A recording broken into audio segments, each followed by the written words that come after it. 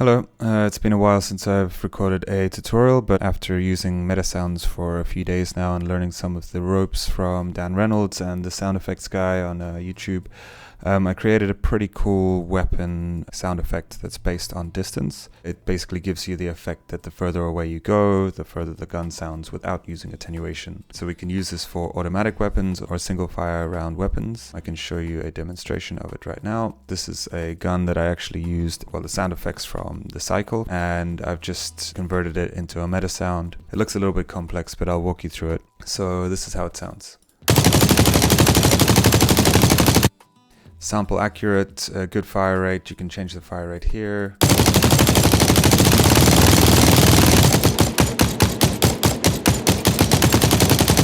And also what's really cool is the distance attenuation.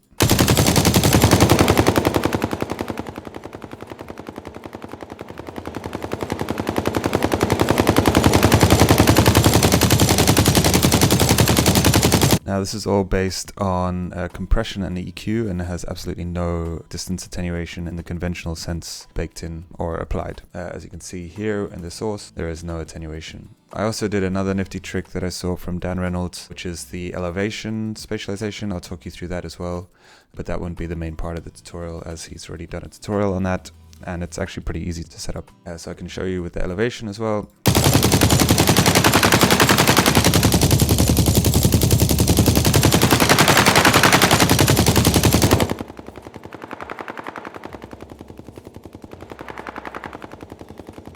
That's another way of giving a hint whether the gunshots are coming from above you or below you without using any complex spatialization like Steam audio or anything else like that. So I won't show you how to set up meta sounds as there's already a lot of tutorials and information about that, so I'm going to assume you already have it in your project set up via your plugins. So I'll first create a one-shot gun sound, so a pistol that you can fire one shot at a time, semi-automatic, and then I'll go on to show you how to make an automatic weapon like I showed you previously. I'm also going to go through all the steps of creating a meta sound, also creating a patch for the meta sounds and plugging that in so that your weapon sounds and meta sounds are nice and neat. There's not millions of spaghetti everywhere. Actually, this is already looking kind of untidy, so I'm going to show you how to fix all of this up and create a nice tidy project that's also reusable over multiple weapons instead of just having spaghetti everywhere. Okay, so the first thing we need to do is add our meta sound. So we go to audio, meta sound source, name this weapon K28 gunshot.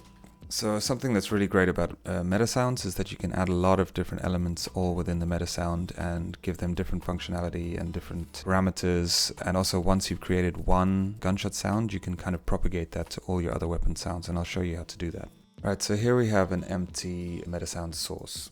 It's got everything that you need here, the output for the audio and the unfinished event. So we're going to talk more about that in a bit. First of all, what we need to do is actually trigger a one-shot sound. So let's go to wave player.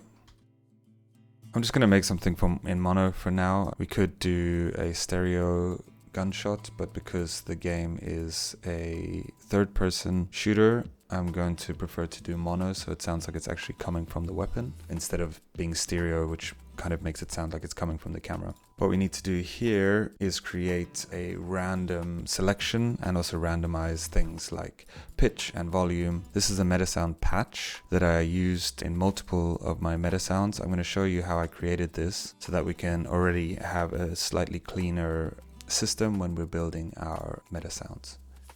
Meta sound patches are basically functions that you can plug into your meta sound, and it really helps make your meta sound far more neat and easy to read. It's also pretty handy because when you click on your function, so here we have a randomization node, double click on this and it takes you to your randomization node. And then you can edit this and it will propagate to all of your other randomization nodes in your gunshot.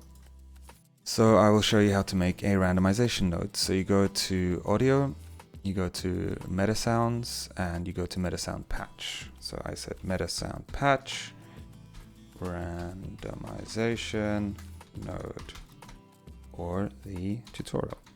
And if you open it, it has absolutely nothing. So you literally have to put everything in here yourself. which can be a little bit daunting, but actually it's exactly the same as a meta sound, just without a few of the starting elements. So the first thing we want to do is add an input, and that input will be a trigger. And that trigger can be called, we should call it next, because that's what the other nodes in meta sounds have. So then we get our trigger, pull it in, and what we want, the first thing we want to do is get a random wave asset. Here we go.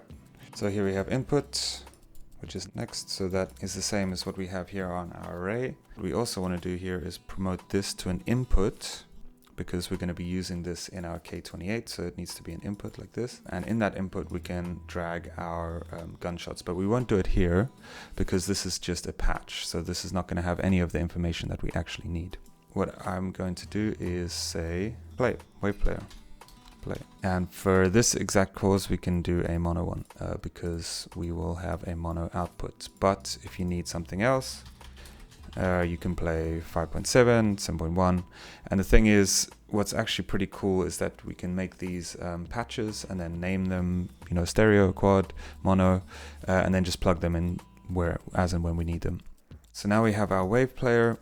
It's going to play this asset from an array, and this is going to randomize the array. So now essentially what we have is a randomization node in the sound queue, which you'll be quite familiar with. What we want to do here is randomize the pitch and volume. So to do that, we need to get a random float and put that in there. And we need to set these values. But what we want to do is have these values be customizable. So when we're reusing this patch, it's not always going to have the exact same settings. So let's promote these to an input, promote this to an input, then let's label it pitch random min, pitch random max. And we can put some default settings in there. Let's have a range. So also just to let you know, the pitch is in semitones. So let's have -3 as the minimum pitch and the maximum pitch 3 semitones. And this is customizable. Actually, you know what? Let's do 12 because who knows what we might want to do, something crazy in the future.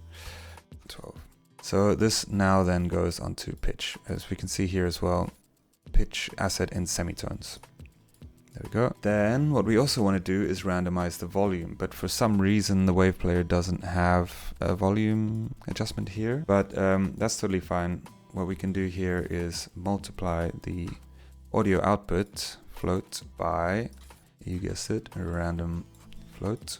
Then we can add this here.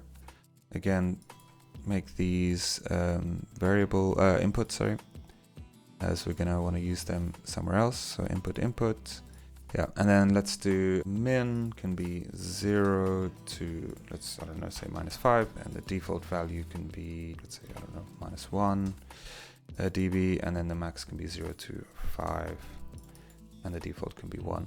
This can be default -2 semitones and default +2 semitones. There we go. So now we have a randomizer. Oh, we also need to rename these. This also needs to, of course, go to an out.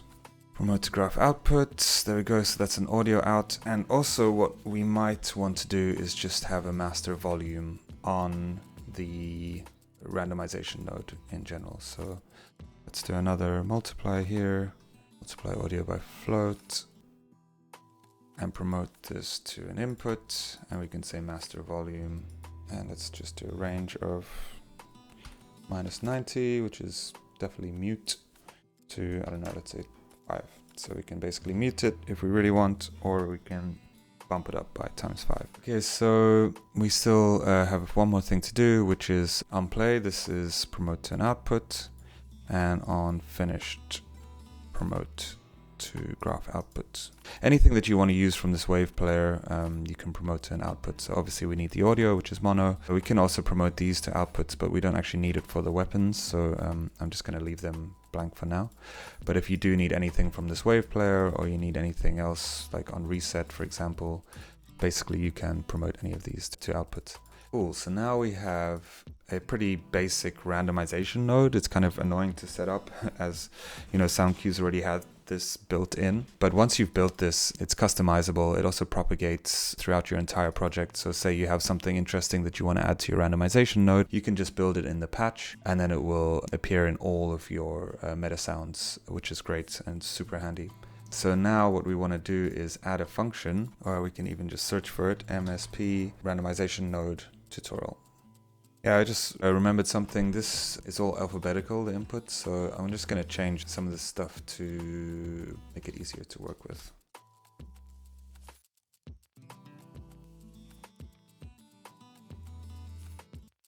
Once I save this, it'll propagate here.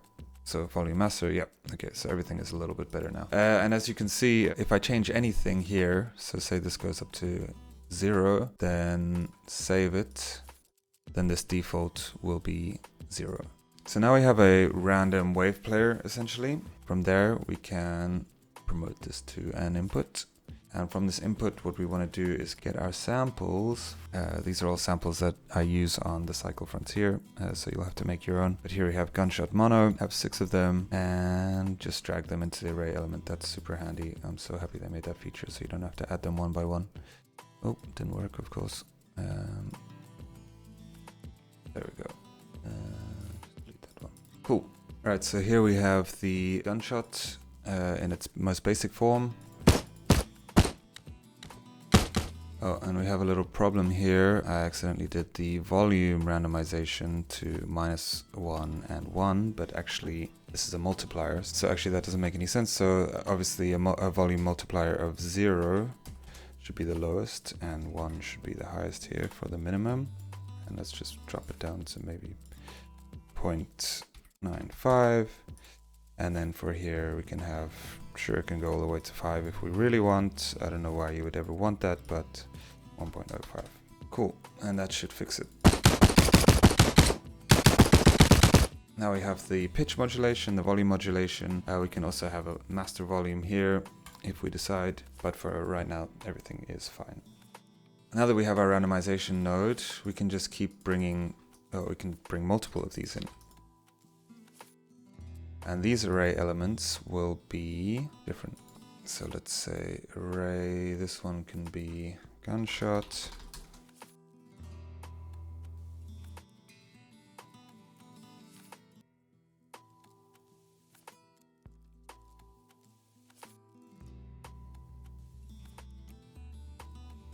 Add an array element. Here we go. Let's say metal.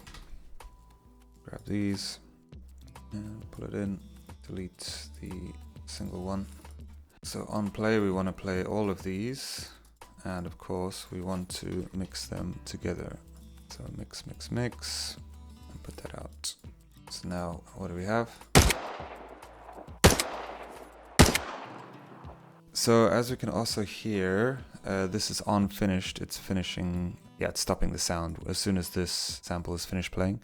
So what we actually need the on finish to do is come from the tail. And that way you're going to hear the end of the tail. That's the metal sound, that's why. Tail, here we go. I'm just going to move this down here.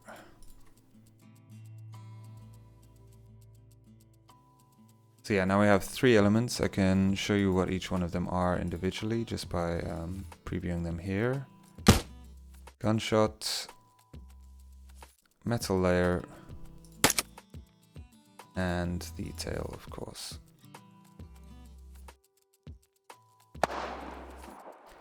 Something that's important to let you guys know is that on my tails I have this kind of popping sound that already sounds kind of distant. And I use that in the cycle so that as the gunshot gets quieter, the tail kind of attenuates much slower, I guess, or the volume doesn't drop off quite as fast. So you get this kind of popping sound that makes the weapon sound like it's far away. And I did that all using sound cues. But now in meta sounds, I can do all of that within one meta sound. And actually having that pop at the beginning of the tail really helps with the sound later. But you don't have to do it. I'm going to show you how to create a popping sound using just the original gunshot sound like this. So here we can just listen to the Core 47 in isolation. This is what the gunshot sounds like. And then when we have the distance,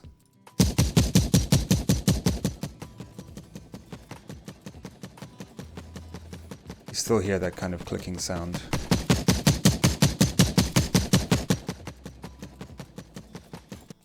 Even without the click from the tail. But the click really helps. So I would recommend when you're creating your gunshot tails, if you want to use this system, to have a really nice sort of pop at the beginning.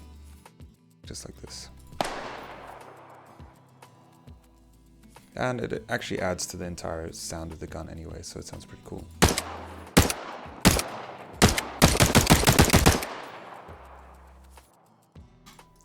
Right, so something else that I'd like to talk about is these randomization nodes. There's two ways of doing it. You can either have each sample being randomized by itself, which gives its own flavor and actually can be quite nice, especially for one-shot weapons.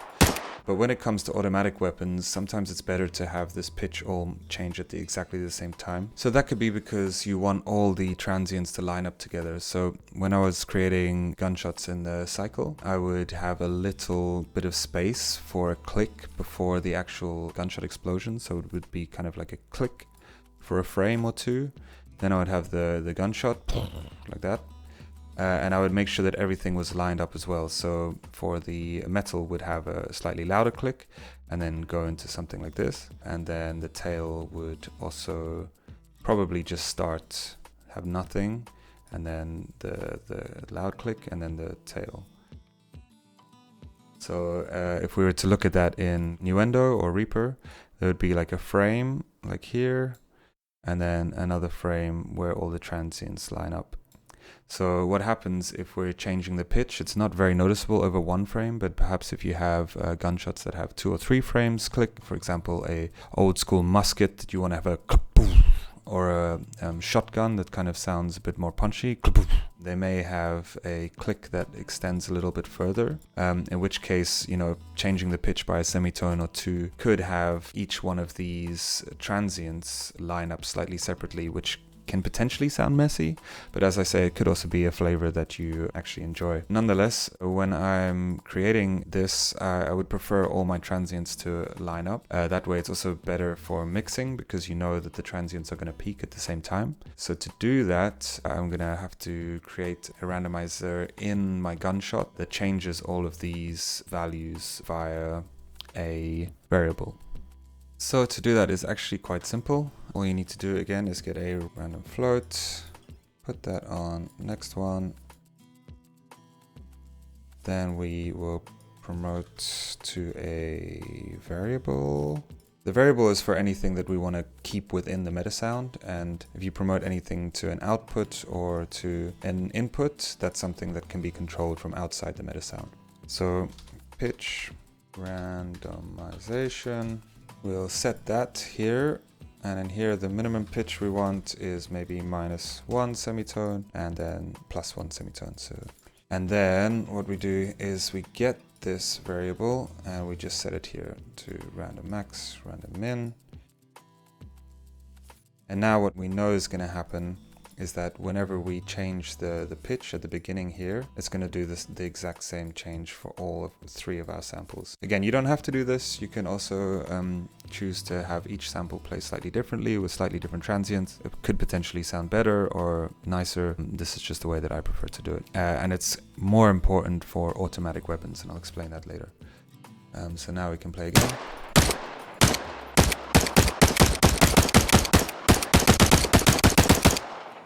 And for me, that just sounds a little bit more neat than this. It's not a huge difference, as it is only a couple of semitones. But actually, I'll just show you what it sounds like if it's far more than a couple of semitones. So again, we can change that here, and we'll change it against everything. Let's do this. And now play.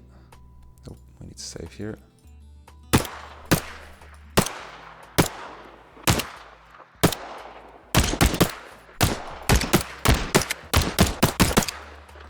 So yeah, again, it's kind of messy. It actually does sound kind of cool, right? It sounds like there's a lot more variation. But for me, it's just too much. So let's go back to this. We can just undo this here. Go back to -2 and 2. There we go. And here we have the same pitch.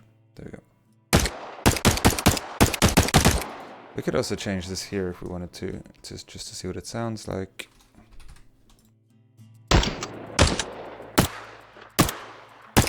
You see that the transients are all lining up compared to previously. So yeah, that's just something to bear in mind as something interesting, either for creativity or just to make things sound more precise.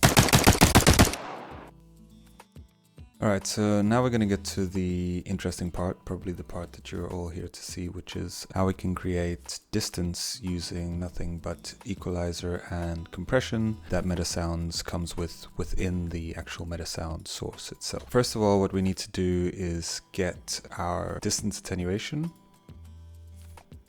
So now we have a variable that is built in, and this can immediately detect how far away the sound source is away from the listener. So we get our distance, and what we're going to do here is use our distance to drive some variables in a compressor. We grab our compressor here, obviously put our audio through the compressor, and then we're going to split up some of these variables, the threshold, ratio, to create one of these popping sounds that you would hear from a gun far away. So again, what we have to do is do a random float in range. And this in and out range is going to be your distance variable. So for right now, let's just say, 0 is obviously the closest, and then let's say 100 meters is the furthest. 100 meters, 10,000 Unreal units. And then what we want to adjust is, first of all, the ratio. So let's say when you're close by, there's going to be 0 compression. And then when you're very far away, there's going to be a lot of compression. Let's do 10. So this then goes onto your threshold. And that's going to be adjusting from the distance 0 to 10,000 UUs to 0 to 10 ratio. Oh, that's the threshold ratio. And then what we're going to do is the same for the threshold. So let's just duplicate this. It has the same distance, and use that to drive it. And the threshold. But the threshold here will be, just start off with -1, and then go to something like -45 even. So that's some pretty heavy compression. Then something else we want to look at is the attack time.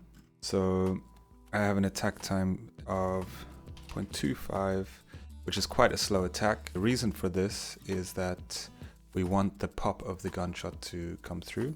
Just to demonstrate that, if we have a gunshot, it's like this, bang, whatever, that's the bang. This is the waveform, obviously. But what the compressor will do is still let the transient through, bang, and then it's gonna slowly come in, chop it off, and let it play. So we have more of something that looks like this. And something else that's important is to have a very quick release time, and that's to let the tail come through afterwards. So let's just do 0.01. So essentially what's gonna happen is the compressor is gonna kick in very fast, quickly, and then immediately release afterwards. So you have this kind of like popping sound. Let's take a listen.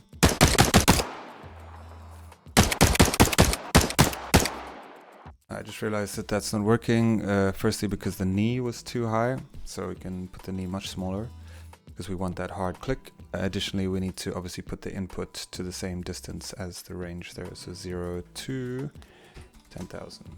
There we go. Now it's better.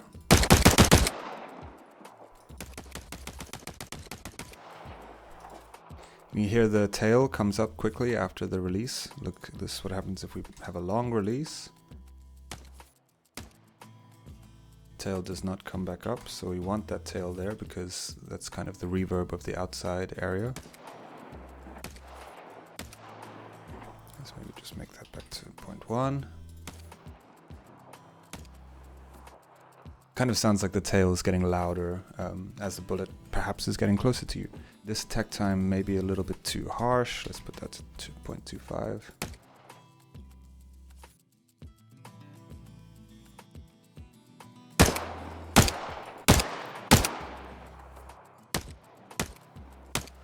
Cool, so you can just play around with yeah, the attack time, the release time, even per weapon.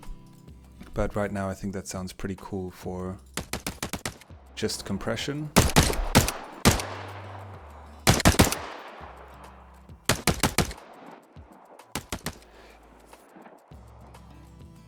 Now the other thing we need to do is some equalization. So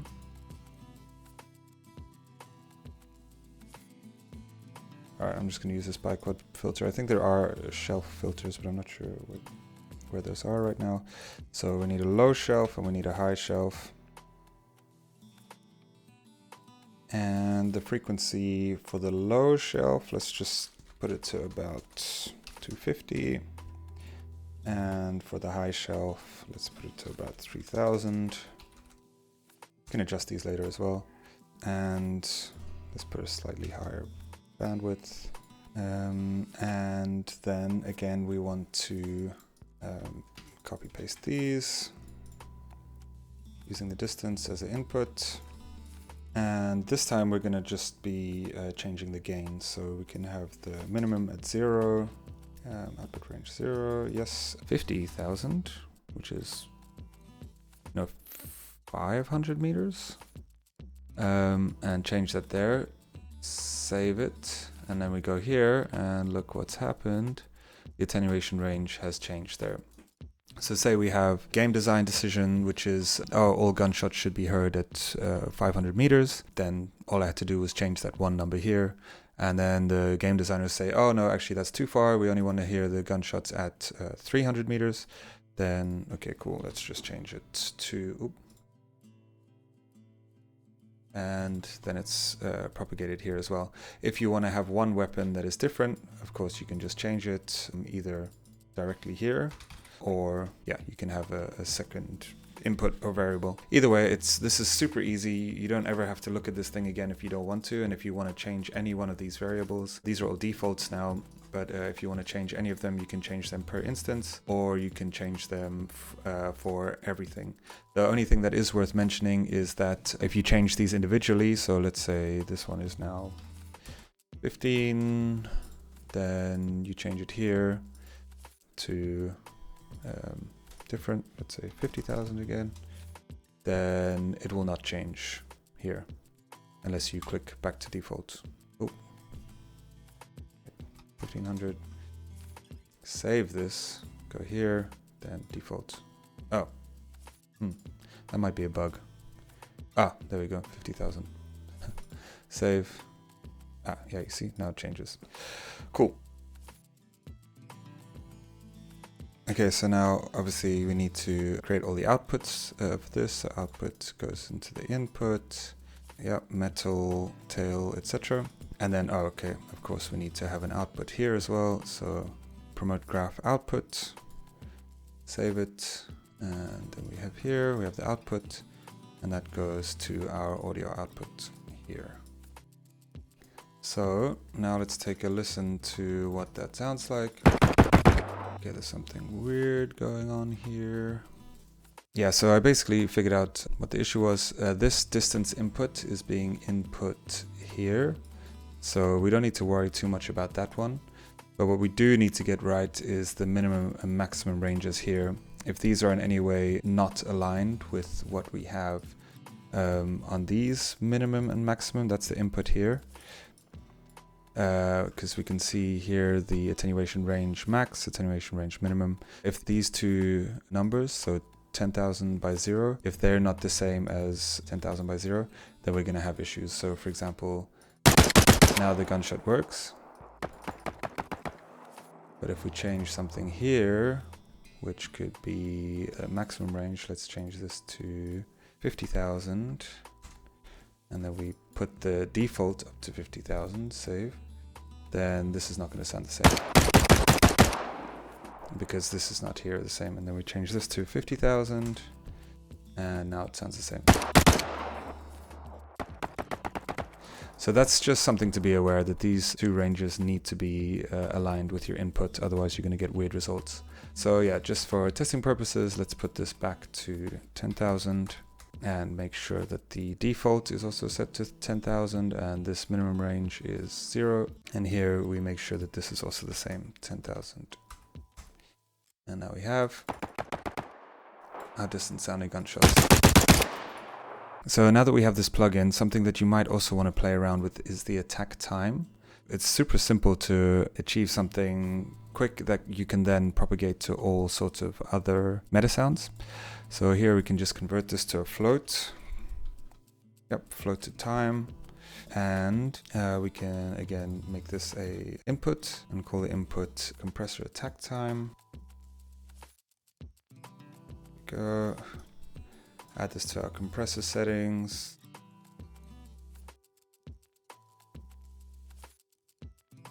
And now you can also, once this is saved, you can change the compressor attack time. So now it's currently 0.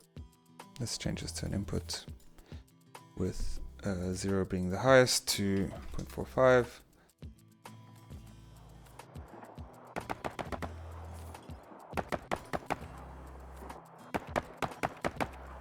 Let's do it a bit more extreme, just so we get more of a tuning variable.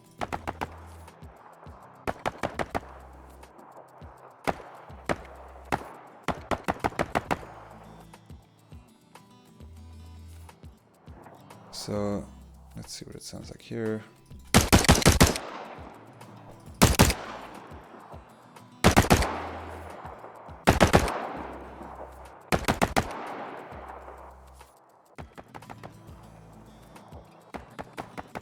Yeah, it's something that you can play around with if you like. I actually don't really want to mess around with the attack time too much. So let's go back here and just have the default attack time as default 0.45. And save that and play here. Yep, for me that works fine. Alright, so now we have our pistol gunshot. Something else that we can add to this, which is a meta sound patch, is something that I created for height. This is a thing that I learned from Dan Reynolds. It's actually super simple, but I can just show you what I've done. I'm not going to walk you through it, but yeah, it's essentially, again, a filter with obviously an audio input. And this time I've used spatialization and get the elevation. So again, you just need to add it here on your interfaces. And all it's doing is taking a parametric EQ with a band and yeah, changing the cutoff frequency based on a range. So you can literally just copy this, you can pause the video, everything's pretty easy. All you have to do is get your interface, map, range, float, and then hook it up to these filters.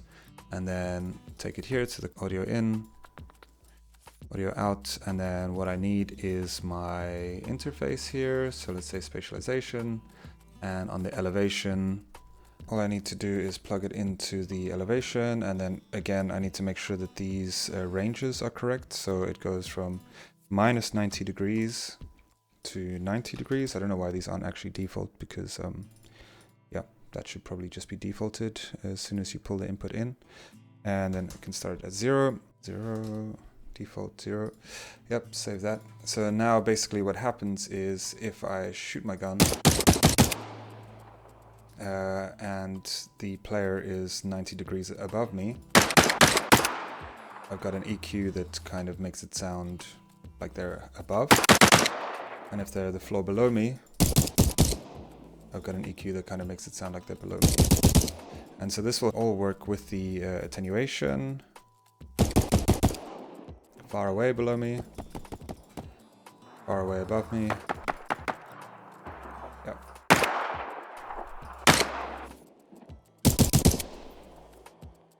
And on the same level.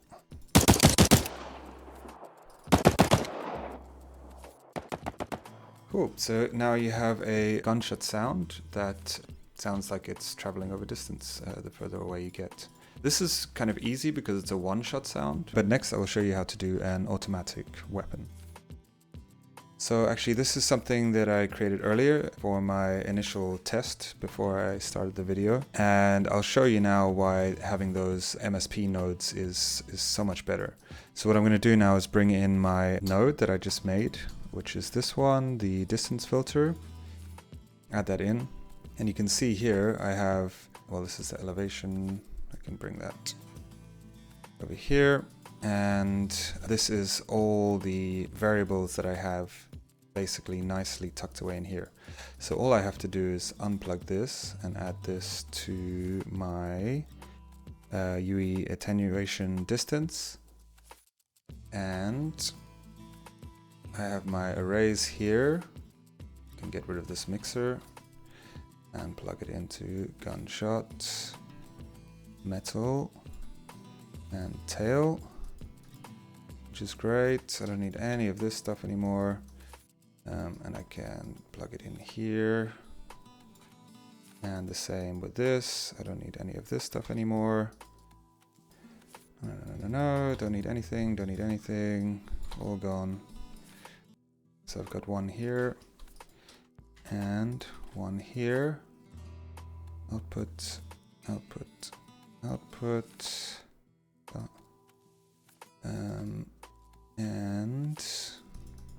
And I just need a mixer. Here we go. So already you can see how much neater all of this is from before and after. So I wonder if I can just quickly Control Z it all.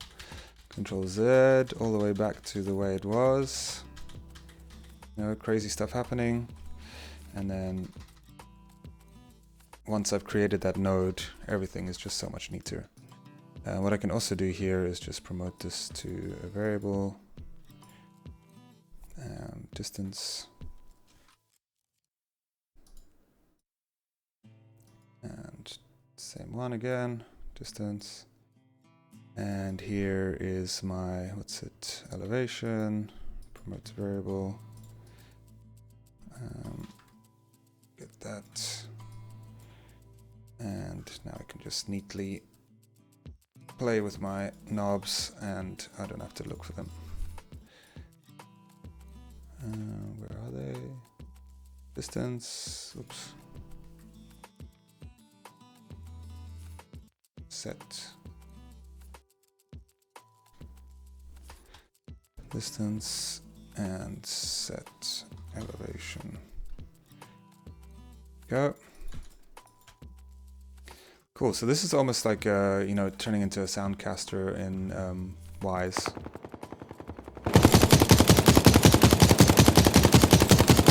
Oh, something with elevation is weird. Ah, that's why. Elevation, there we go. Okay, there's also something weird happening here. Why does it sound odd?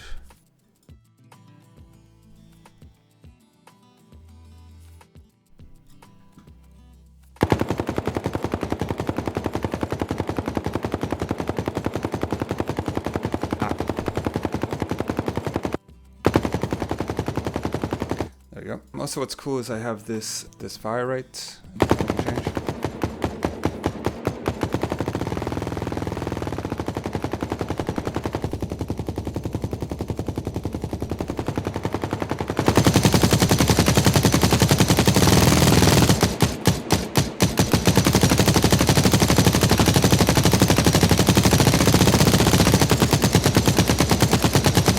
There are a few differences between the automatic weapon and the one-shot. The main difference is that I have two inputs. One of them is stop, so that I can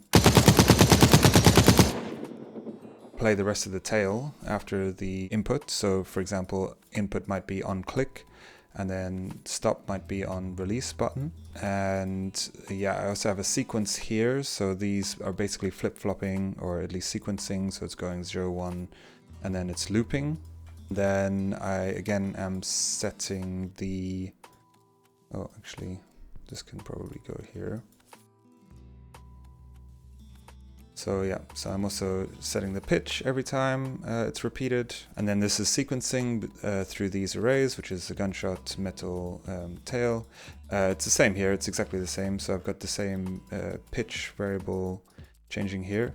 And the reason why I have this sequencing is just so that these gunshots can kind of play out for a little bit longer when the next sound is triggering, because otherwise it sounds very, I don't know, static maybe is the right word, maybe not. But also what's important here to have these two is that when we're changing the compression, or when the compressor is, hitting -45 threshold with a really high ratio, it needs a little bit of time to release.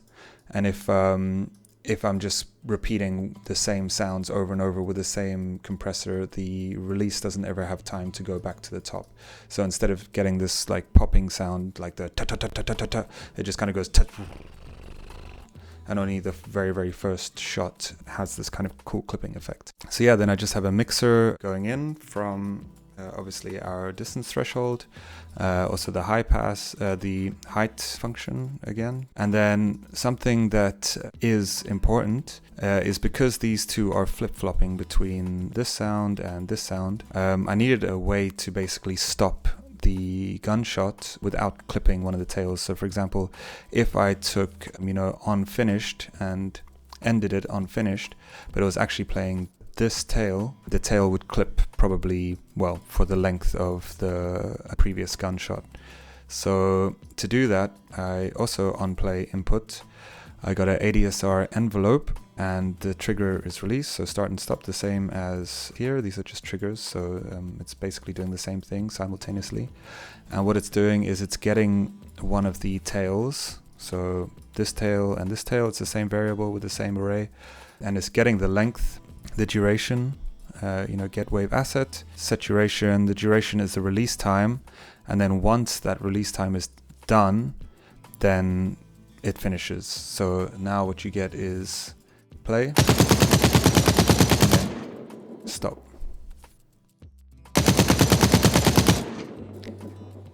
And it doesn't matter which way it goes, because it's always going to get the length of the tail, and the tail is the same for both of these. So whenever you're stopping it, it gets the length of the tail and then it stops the sound. What is important to note though is that when you're rendering out your tails, your audio clips, these all need to be the same length. Otherwise you need to find probably the longest tail just to be safe. This doesn't have to be an array, this can just be any, I just chose an array because I already have the variable. So yeah, it just needs to basically be the longest tail, or just make sure that all your tails are the same length.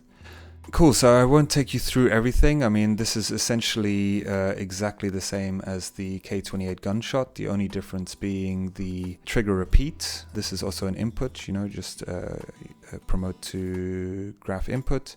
And on the input, you can change it to slider here instead of knob. And yeah, this is essentially a soundcaster from Wise.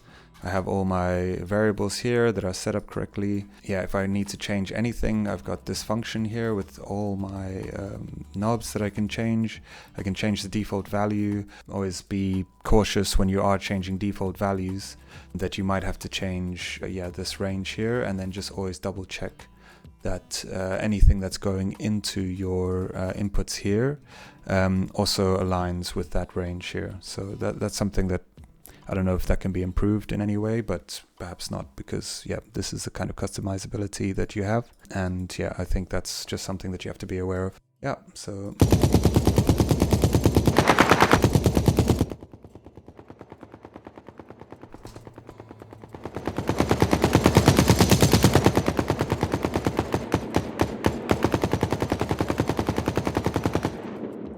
So one last thing to mention is if I do want to change any of these thresholds, so say the compressor is compressing far too much or far too little, I can go here and look compressor, change this to, let's say, -60, and have the default also as -60, and then save that.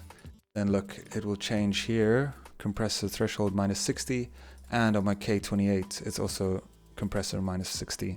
So this is a really awesome way of changing things for all your gunshots. You don't have to go into each and every meta sound and be like, oh, the designers want to change it for some reason, the distance, or perhaps they think it's too loud, or I'm getting feedback that something's annoying, or I need to change this or that, or maybe I've just got a better idea that perhaps the EQ should be at 300 instead of 500, instead of having to go into each and every meta sound and change it individually, which I've had to do with sound cues, and it's a real pain in the ass. You can literally just go here and be like, oh, okay, what is it, low shelf, what frequency, I want to change it to 130, or whatever, and you just change the default value here, or you can change it here, 500, whatever, 5000, and then change it there, save, and then it's going to be here as well, wherever that is. Here we go, that's the weird number. Now, after we've done all of that, I just want to show you how easy it is to make another gunshot. What we can do here is create a meta sound source preset, copy and paste that into the C32, move here, rename it, open this up, and all we need to do is change some of these. Override gunshot, override metal, override tail, and open these up.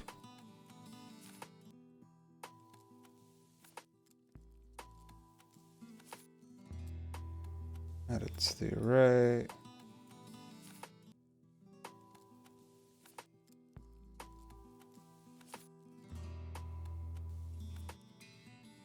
And then, wonder if we can change this attenuation.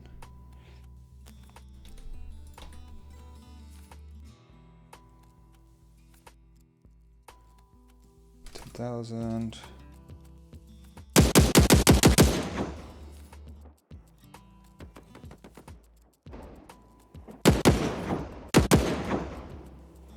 Change this as well.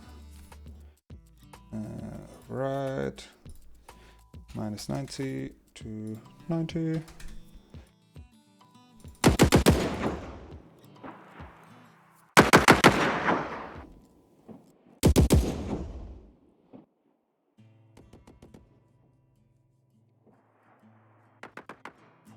So basically what we have there is a couple of functions. This is a very complex one to do the distance. We have another one for just the height, which is a lot simpler. We have a single fire gunshot sound, which I can then use for my sniper, which just looks like this. So what I would actually probably do is rename this to be like weapon gunshot single fire and remove all the sounds from there. And then I would use these presets and have my K28 preset, my C32 preset. And then for the core 47, I would have, again, this as a automatic weapon preset. And then remove, again, all these sound effects and then just basically have presets. And yeah, I mean, this is super simple, you know, all I have to do is add my audio in there. If a freelancer joins the company, I can just say, hey, look, all you need to do is grab a preset and chuck your audio in there. You don't have to mess around with any of the variables. You don't have to go into any of these functions. And then I have master control over how all the weapons work, how all the automatic weapons work, how all the distances work. I want all of them to be, you know, at a range of 10,000 or whatever. And then, you know, perhaps even snipers can be heard from slightly further away. So all I have to do is open this up and expose my max range to an input, attenuation max range, save that, and C32, now I have attenuation max. So this I can override and have a range here. Let's say snipers can be heard from 50,000. And then this can be 50,000. And now let's see if that works.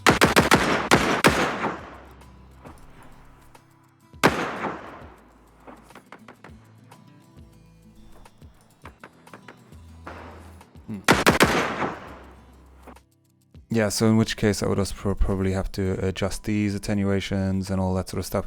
So, okay, it's not as easy as just ABC, but I could still create a preset for snipers, preset for pistols, whatever, shotguns, all single fire presets, and then just basically adjust a few numbers. Yeah, and then just add some audio to it. So, okay, it's not completely problem-free. Like there are still some issues and some setup and some knowledge that you have to know in order to get everything to work.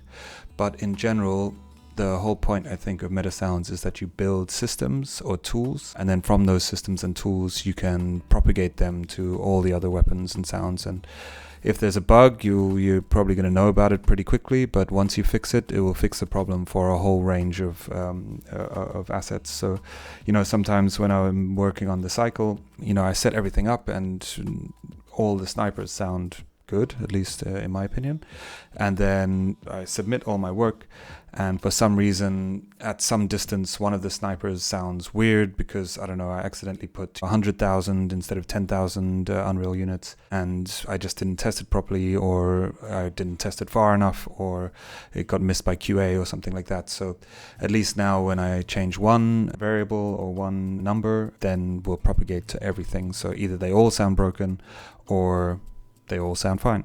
So maybe that's a good thing, maybe that's a bad thing, I'm not sure, but it's pretty cool that there's these systems to clean up your audio workflow. And also, I was a little bit worried when I saw meta sounds because everything seems so complex. Like, for example, even this is a little bit too complex. You know, nobody's going to understand exactly what's going on here straight away, but that's fine. They don't need to. All they need to know is that there is a node that I created called MSP, Distance Filter Tutorial, and then they just have to plug their audio into that. And what's even simpler is actually sometimes they don't even need to know about this thing.